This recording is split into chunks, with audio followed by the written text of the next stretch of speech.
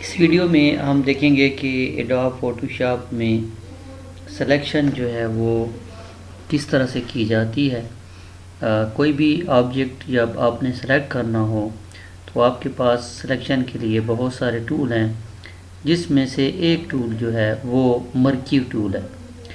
यहाँ पे tool box में मर्क्यू टूल के ऊपर अगर आप क्लिक करें तो आपको रेक्टेंगुलर मर्क्यू टूल और elliptical row and column marquee tool जो है वो आपको नज़र आते हैं। तो जब आपने इन शेप में सिलेक्शन करनी हो, यानी कि मुस्ततील सिलेक्शन करनी हो, मुरब्बे में सिलेक्शन करनी हो, दायरे में सिलेक्शन करनी हो, तो फिर आप इस तरीके से मर्क्यू टूल का इस्तेमाल कर सकते हैं। इसको इस्तेमाल करने का तरीका ये है कि आप रेक्टेंगुलर मर्क्यू टूल के ऊपर क्लिक करें और फिर जिस एरिया को सिलेक्ट करना है वहाँ क्लिक करके, यानी कि माउस का लेफ़्ट बटन प्रेस करते हुए आप इसको ड्रैग करें। जितना एरिया आप सिलेक्ट करेंगे उतना एरिया जो है वो आपकी रेंज में आ जाएगा। अब ये सिलेक्शन जो है वो हो चुकी है आपकी। अभी आप इसके ऊपर कोई भी काम कर सकते हैं। मिसाल के तौर पर इमेज में हम इस की जो है वो ब्राइटनेस वगैरह को कम या ज़्यादा करना चाहते हैं। जो जगह हमने सेलेक्ट की हुई है इसको आप देखेंगे ये सिलेक्शन जो है वो हो गई। और अब हम इसको डी सेलेक्ट करेंगे, कंट्रोल डी आप प्रेस करें।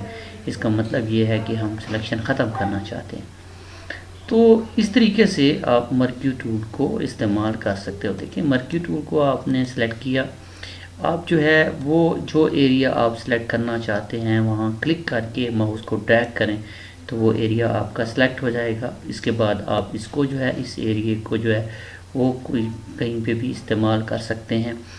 इसी तरीके से अगर आप देखें कि हमारे पास अगर सर्कल की शक्ल में कोई चीज़ है जिसको हमने सेलेक्ट करना है, तो फिर हम जो है वो एलिप्टिकल मर्क्यू टूल का इस्तेमाल कर सकते हैं।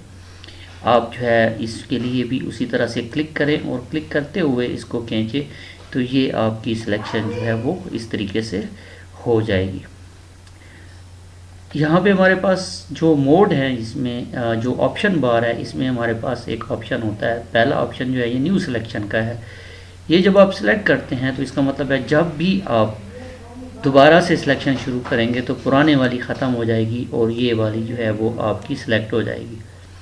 इसी तरह से आपके पास ऐड सिलेक्शन का ऑप्शन का मतलब ये है कि जब भी आप इसको आप सेलेक्ट करेंगे, ऐड सिलेक्शन को, तो इसमें जब भी आप कोई और चीज़ साथ सेलेक्ट करेंगे तो वो उसमें ऐड होती जाएगी इस तरीके से। इसी तरह से आपके पास जो है यहाँ पे सब्ट्रैक्ट सिलेक्शन का मतलब ये होता है कि अगर आप उसमें से कुछ एरिया ख़त्म करना चाहते हैं सिलेक्शन का, तो फिर आप उसको सब्ट्रैक्ट सिलेक्शन का ऑप्शन जो है वो आप यूज़ करेंगे। तो जो भी आप टूल यूज़ करते हैं, जो आप रेक्टेंगुलर मर्क्यू या एलिप्टिकल मर्क्यू, तो उसमें ये ऑप्शन आप साथ इस्तेमाल कर सकते हैं। ठीक है जी। ऐड सिलेक्शन का मतलब ये होता है कि जब भी आप कोई न्यू सिलेक्शन करेंगे तो वो प्रीवियस सिलेक्शन के साथ आपकी क्या होती जाएगी, ऐड होती जाएगी।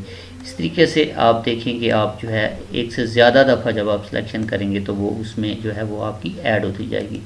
सो हम फिर जब सेलेक्ट कर लेते हैं तो हम फिर उसके बाद अपने सेलेक्टेड एरिया के साथ कोई भी चीज़, कोई भी जो है वो काम कर सकते हैं।